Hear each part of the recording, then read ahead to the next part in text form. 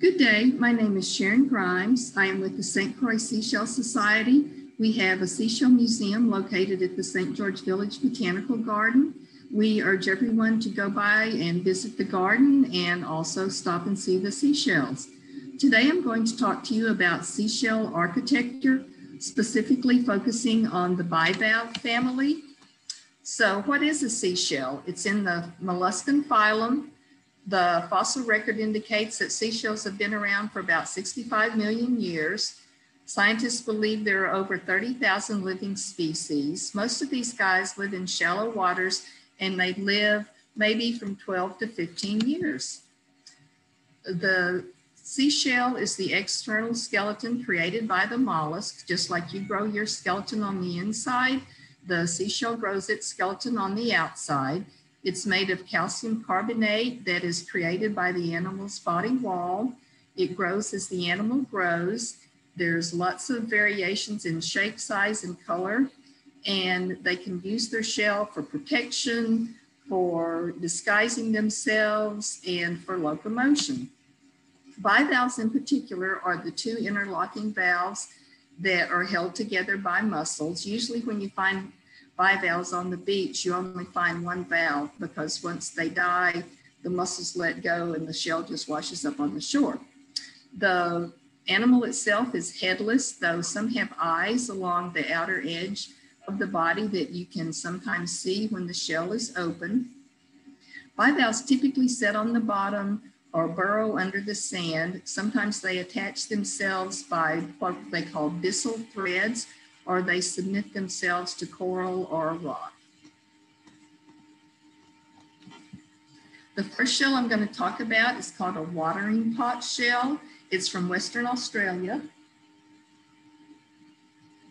This guy starts life as a bivalve. Get it the right angle here on the camera. This is hard.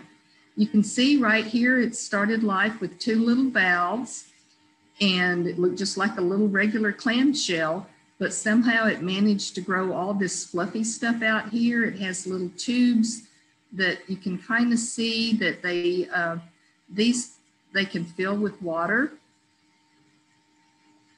And then he grows the other part of his tube, and he lives in the sand up to about here, and then this part would stick out of the sand. So this guy is sitting in the sand and he's hungry and he needs to eat. So he sucks water in through the little flowery pots. It provides enough thrust to get his muscle out of the top of the shell so that he can begin to filter feed.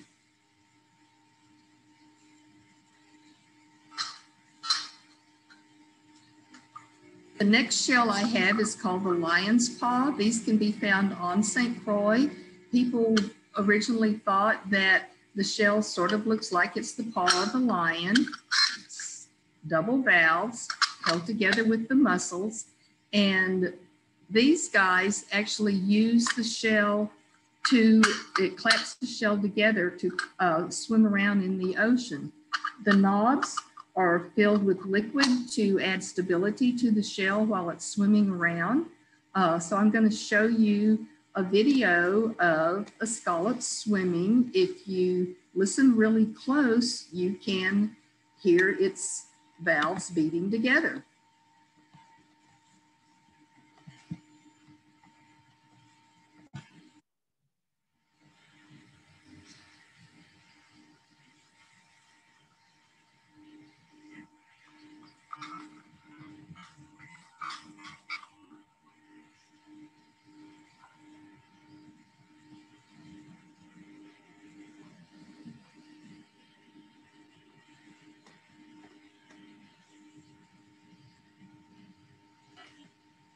Pretty cool, huh? So the next shell I'm going to talk about is called the spiny oyster. This particular one is from the Philippines. It's called the regal thorny oyster, but there are also spiny oysters to be found in St. Croix. Again, it's a bivalve, and it uses the spines partly to make itself look bigger in case an octopus or a fish was coming along to eat it, the spines would stick it and it would look like a bigger mouthful than what the animal actually is. And also the spines allow it to set up just a little bit on the bottom so that it doesn't get sunk into the sand.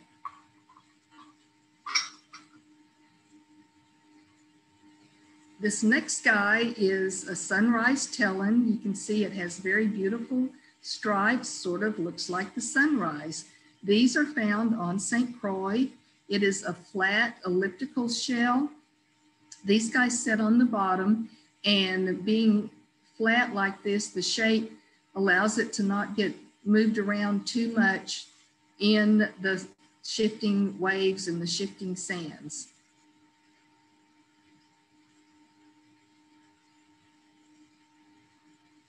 The next guy I'm going to talk about is called the elongated clam. This one is also from Australia. It's very fluffy. Well, fluffy, it has ruffles and it has ribs that overlap. You can see how the ribs go along here so that when it opens up just a little bit to feed, the ribs overlap each other, and that keeps any other predator from being able to stick their foot in or whatever and get to the clam to eat the clam.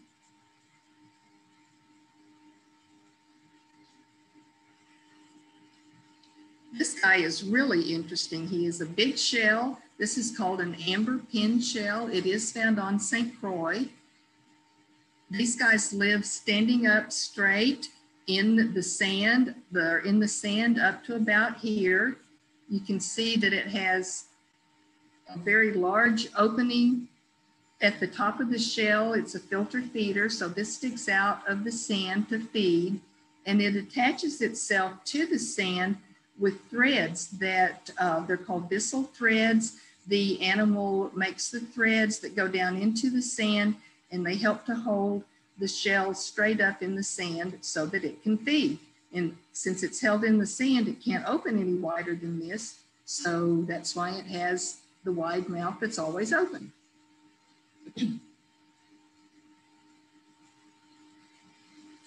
Another little clam, this is called a leafy jewel box. It has all these leafy fronds on it. Again, it makes it look bigger. It gives space for encrusting organisms to attach themselves to the shell to help it disguise.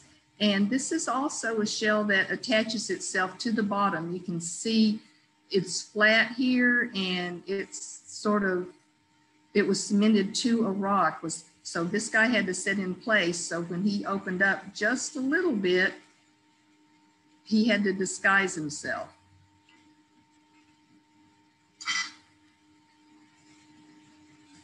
The last shell is a jackknife clam. This is also found on St. Croix.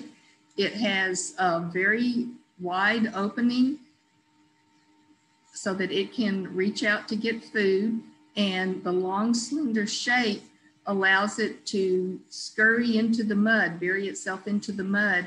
If there is a predator coming, it can just go right down into the sand. Thank you for your attention. I hope you've enjoyed learning a little bit about how bivalves build their shells and adapt them to use to make them live long, happy lives. Thank you.